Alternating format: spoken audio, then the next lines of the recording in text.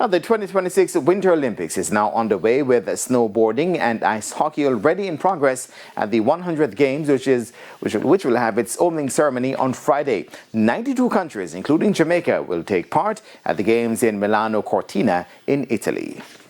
6 athletes from Jamaica will be looking to bring glory to the country on ice. The team is made up of 4 males, Shane Pitter, Joel Ferron, Junior Harris and Taekwondo Tracy, who will be competing in the 4- and 2-man bobsleigh events. Jamaica will also have representation through Mika Moore in the Mona Bob and skier Henry Rivers IV.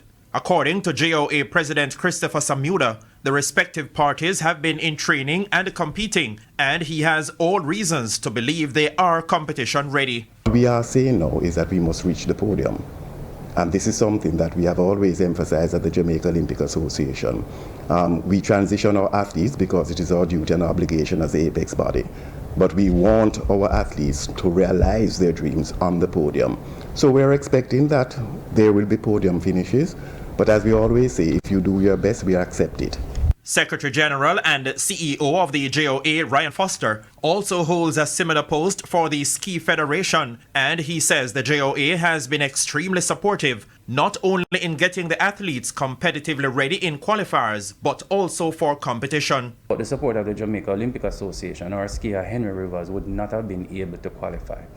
Not only did we help him in terms of attending games, but we also assisted him in terms of getting the best coaching assistance, as well as the equipment purchases, and attending to his nutritional support in getting to the Olympic Games. We're very proud of him. He's 19 years of age, and it's triplets. So they have many more Olympic Games to attend to. Foster says from all reports from Chef de Mission in Milan, Italy, Gregory Moore, all things are in place to support the athletes. I believe we would have learned from the past, and I think the execution of these games and every other games from here onwards, it's a partnership between us, the local organizing committee, and the sports federations that are representative of the GOA at these games. According to Samuda, the number for the 2030 Games could be bigger as they'll be assisting with the infrastructure of the Games. We have a nice hockey team that we have already invested, which is in waiting. The curling team has been doing very well on the international stage. They missed out on this Olympics, but we have no doubt that they will qualify for the next Olympics. So it's a mixture of investing in the human capital, which is the athlete, investing in the infrastructure in terms of your logistics, in terms of going to games, in terms of your administration of the sport. And without the infrastructure and the climate, Jamaica's preparation for the future with a bigger team can be costly. You know, the usual saying, it takes cash to care, but we go by this principle, care the cash.